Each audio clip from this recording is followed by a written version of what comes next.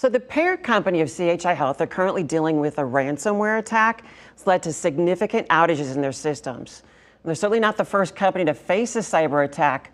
What should Congress do to bolster cyber defenses both in private industry and in government? That's a great question, Julie. When I served in the Air Force for my last assignment, I oversaw cyber training for the United States Air Force. I primarily was focused on the cyber intelligence aspects of this. We have several countries that are big threats to our infrastructure. Russia has a more malevolent intention. They want to do ransomware. They want to create problems to create dysfunction with our communications. China, on the other hand, does it more for intelligence purposes, and then it ranges on from there. Right now, our infrastructure, our private companies do not have the ability to defend themselves against Russia or China. They have their very best folks that have been trained through their government attacking our companies. Because of that, I have a bill that passed the House. I still need to get out of the Senate that instructs or directs the federal government to protect our infrastructure and private companies.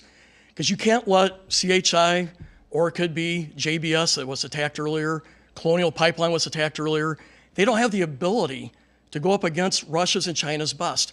Our NSA can, our Cyber Command can. I've worked in those organizations. I know those people well. And they can provide that expertise to defend our private companies and our infrastructure. If they don't do it, we will remain vulnerable. And we should never allow or facilitate the ransom money going to these people, because it just facilitates more of these attacks in the future. We got to work with these companies and help protect them. Thank you. Senator Vargas. Thank you very, very much. Look, we need to make sure that we are protecting access, making sure that we are protecting privacy, and fighting against this unnecessary and dangerous access that's actually been what we're seeing happening here. Like we have an opportunity to make sure we're investing more in cybersecurity. In the legislature, I think one of the things that we can do, what's an evidence of what I've done, is making sure we're investing in STEM, making sure we're investing in the healthcare sector and those privacy concerns. At the federal level, I'll work to make sure we are investing in the type of cybersecurity measures that we need. There are solutions to these problems. We're clearly, and hopefully this is a nonpartisan issue. At the end of the day, we have to get tough, because what we're seeing from these global threats, not only from China and Russia, is that we need to make sure we're defending and making sure the companies have the resources they need. Now, when I heard about this and people were telling me, it was a real concern for privacy concerns. And I will be a champion to make sure that the companies and our government make sure that they're supporting companies and doing everything they can to address cybersecurity across this country. Congressman? You know, I have two of my four children are involved in the cyber world. One has worked on cyber protection, focused on overseas threats.